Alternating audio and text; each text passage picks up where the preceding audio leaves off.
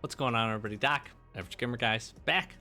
Another episode, and it's been a little while, of the Let's Talk Tarkov series. So we're going to jump in. I'm going to spend a little bit of time talking about just a couple random subjects that have been on my mind and have been the talk and discussion of a couple of just in the community.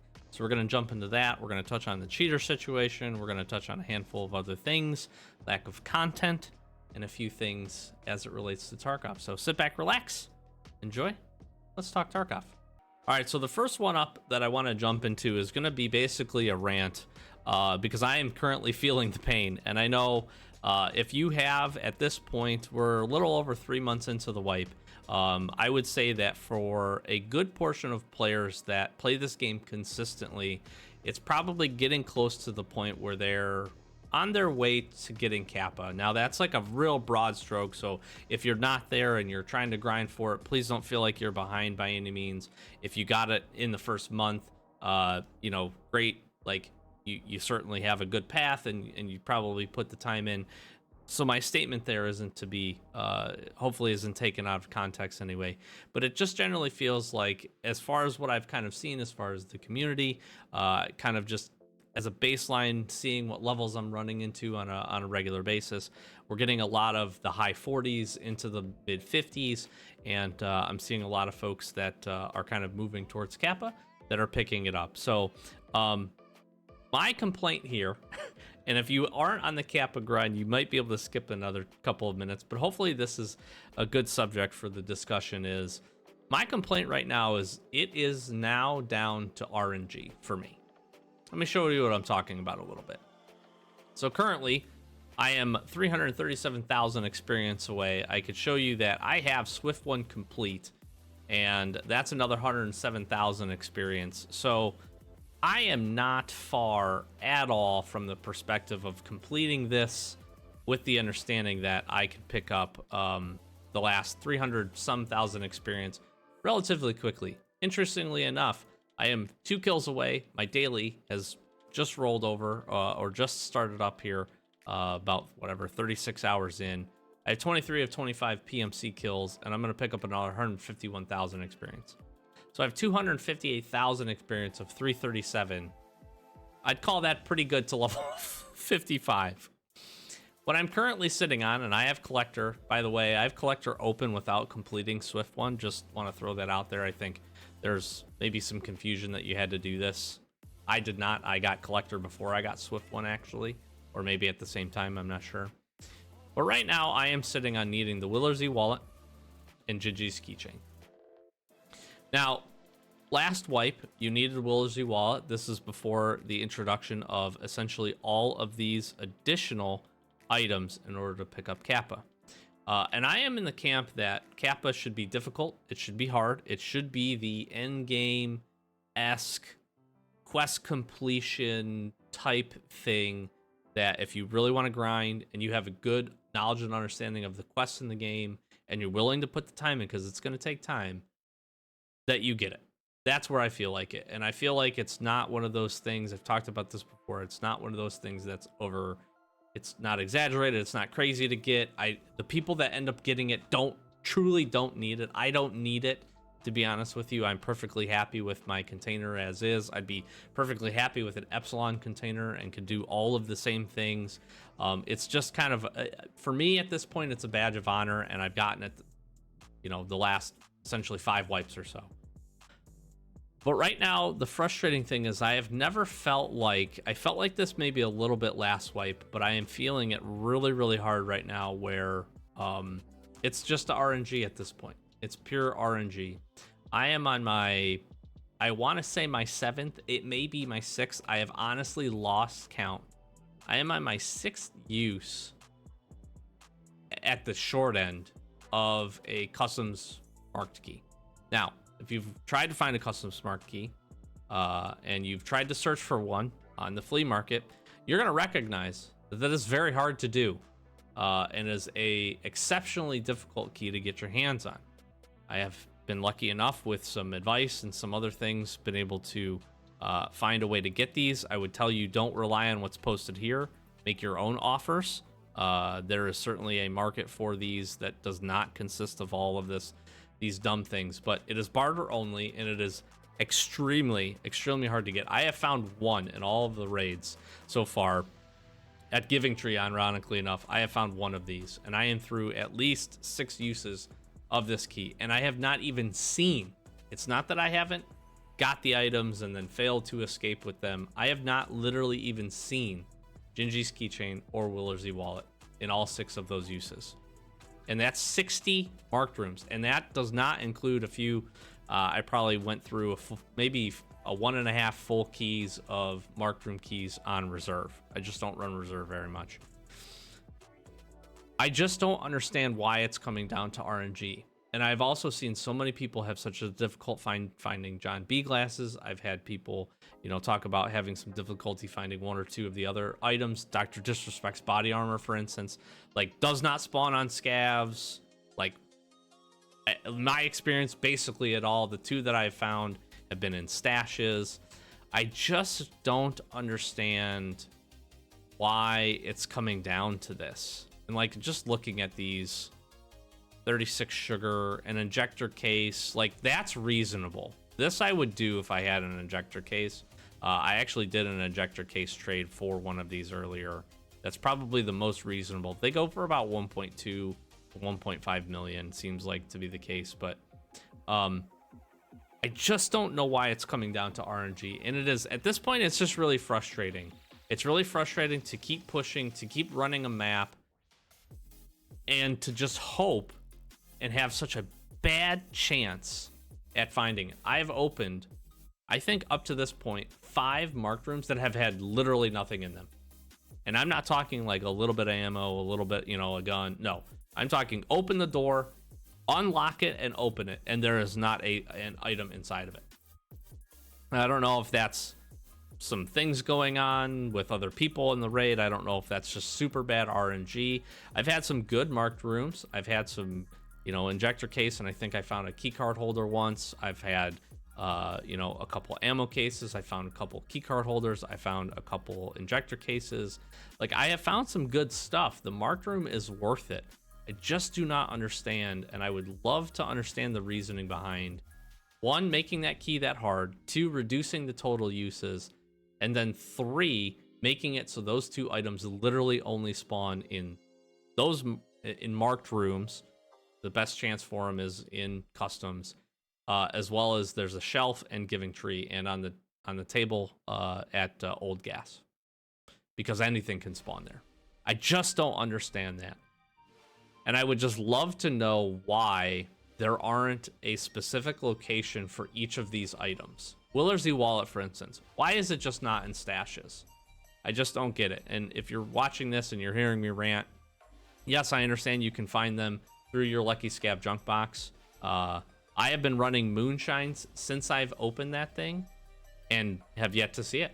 And we're talking, I'll get 2 in a day on a consistent basis. So multiply that, and I've probably had it for a month and a half.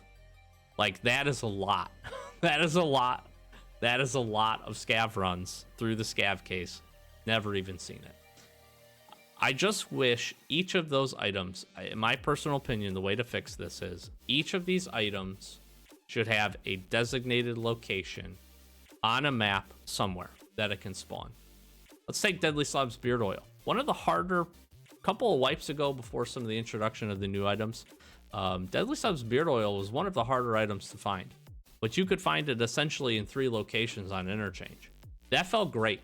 That felt like you could go into Interchange. You might have to run 10, 12 raids, get lucky enough, push there to find it, grab it, survive the raid. That part is all still exhilarating. The thing is if you died in the course of doing that, you're like, okay, man, well, shoot, it's maybe another 10 raids before I find it, because it had a decent spawn chance, the loot table was pretty low, and you knew exactly where you could go to find it. A lot of the other items were very similar. Not every single one, but the other things that did not have a specific spawn location spawned in numerous locations, on different maps, on scavs, so you could get, essentially with time, you eliminated the piece about RNG, The cool part is if you scabbed in and had a shroud mask on, or smoke baklava, you could be like, cool, I need to get out of this scav raid, and it would be worthwhile for you. I just don't understand, and I want it to be fixed. I think relying purely on RNG for it, and such a small portion of RNG, is a really bad way to go about doing it. I would rather it be what it has always felt to me since I started playing this game, is Kappa is a skill-based item to acquire with RNG included, right? You got to get a little lucky when you do some of your Shooter Born in Heaven quests. That also still takes a lot of skill, positioning, understanding player movement, being able to hit the shot, while also being lucky enough where maybe somebody comes across that path or is in that area where you're going to be able to pick up those kills. So just want to throw that out there. I'm going to vent a little bit. I'm just going to show you really quickly too that, like, it's not because I haven't found a lot of these. Veritas picks here, Dr. Lupo's Fire Steels. I have an entire container full of literally just streamer items with extra streamer items here. I mean, it's not like I can't find streamer items. Some of the hard ones, Bake Easy cookbooks, Loot Lord plushies, the passes. The one thing I have not found extra of is the forklift key. I've got some smokes and some beards and some things down here. I've got Disrespect Body Armor, Glorious Plague Masks. I've got another one here. That's not one, but I've got this full of items. I've got 3 John B glasses. I've got more stuff here. I've got more shit here. It's not like I can't find it. It's just so infuriating that it is taking to that point to be able to run those and have such a small area to pick that stuff up in. So let me know your comments down below. If you're on that Kappa grind and you're searching for those items, best of luck to you. I really do hope you find them. I hope you find them quickly and swiftly, and you get lucky enough to find them early in the raids and early in your wipe. And I know for me personally, going forward, if it does not change, that is something that I am going to desperately change about myself, key farm, do whatever I need to do in order to get Marked Room keys early so that I can hopefully start picking away at the chances. And how many have I used on this one? Yeah, I have 5 uses left on this one. So maybe also, Nikita, change it back. Give me 15 uses. Give me 20. I don't know. Seems crazy. But let me know. A couple of other topics. Not a ton of content. A couple of people have commented on this. We haven't seen any special things from traders. We haven't seen any. We just haven't seen anything. And I think part of it has to do with maybe some of the things that are going on over there, as well as I just don't know. I guess here's where I come at this base point. I like events. I like the weekend stuff. I like the different things they do. I know that weren't always the greatest events, but for the time being, for a couple of days, they were usually fun. They mixed it up enough, and there was something cool about most of them in general. I'm not sure why they're not back. I'm not sure why some of them just don't rotate in. Move some of the bosses around a little bit, or pump up some spawn rates, I think that'd be really interesting now for maybe some folks that are struggling, or maybe are just trying to work through some tasks that don't play this game maybe as much. Pump up Rashala's spawn rate to like 80%. That way, if you need to go farm them, you can go run in. I think at this point in the wipe, there's no reason why some of that gear and some of those things, they should be available. If you're high enough level, you have access to it. If you're not, give you a chance to go get it with a really successful raid and kind of almost bait you along. That's not what the intent of it would be, but I think that would be a positive impact of getting people back into the game and being excited about some of the stuff that's going on. So I hope for BSG, everything's going okay. I also hope that, and I'm really pulling at straws here, I'm hoping one of the reasons we haven't seen some of this stuff is because they're hard at work trying to get everything fitted in and done, and Lighthouse expansion, like, the in-game trader finished, and we see that here in the near future. And I'm hoping like the last 3 months of this wipe are really, really good. And maybe it starts with, if we don't see a Halloween event, I'm going to be a little surprised. That last year was so fun. But I think that'll be a real key marker. That'll be a real big identifier if we don't see something. So we'll see. Let me know your thoughts. I really hope we do see a fun Halloween event, bring the cultists back, put the pumpkin heads and the Jason masks and everything else on everybody, and let's run around and have some fun. Do something unique for a week or so. I think that would be really cool. Put some bosses in some different locations. That like always is just an easy win a lot of times. So I'd love to see that, but hopefully start seeing some things soon. And I do hope that we're just on a good track to get some stuff done as well. And hopefully the next wipe is on time and it brings some good stuff. I think there's a lot of need for some additional content outside of a small expansion and a few extra bosses that nobody can find. That's maybe just me though. I think the last thing I want to spend a little bit of time talking about and not draw too much attention to this, but I do think it's worth a watch is the cheater situation. There's obviously been a lot of this going back and forth. I think this is always going to be one of the difficult conversations as it relates to any online multiplayer game, but especially in a game like this that's so punishing, where really your experience can be ruined, like really ruined by the actions of others. I do think there is a need, and I'm just going to say this, I do think there is a need for them to continue to be a little bit more vocal, and by them I mean BSG, a little bit more vocal about the efforts. You can say what you want about Battle. I know nothing about them. I know nothing about that situation or what they look at or how difficult it is. But I will just point to Veritas recently did a stream where he interviewed basically a suspected cheater. That guy ended up coming clean. That guy ended up making it to like level 64, had 1,400 raids. Stats were pretty insane, to be honest with you. Really, really high KD, survive rate, so on and so forth. While that shouldn't be individual indicators, I do think you can take a look at some of those things. And some of that stuff should help to draw attention. And that's where I feel like BattleEye, BSG need to take a really hard look and say, okay, take some of the best players in the game that you know, or they know for a fact are not cheating. And not to call it, but anybody specifically, but like Landmark, Axel, some of these guys that just have tons of experience in the game. Take a look at their normal stats. Take a look at them. I think you could have a cross section of enough big people in this space to say, okay, what is reasonable stats for us to put like the max ceiling on, right? Rengar, the dude can run, have a huge survivability rate of 85%, 90%, make, max traders in 4 days.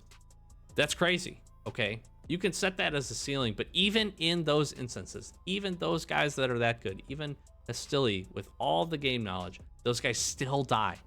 They still get killed from time to time, either by mistakes or by scavs or by guards or by bosses. They still make mistakes and they still die. They still get rolled on by teams and get killed.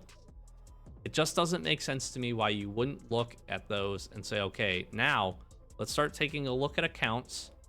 And maybe it's not within the first month. There's parameters to some of this, but set some parameters for accounts that just don't seem right from a statistics standpoint, right? You got a KD of 3,000. You probably are not playing legitimately, right?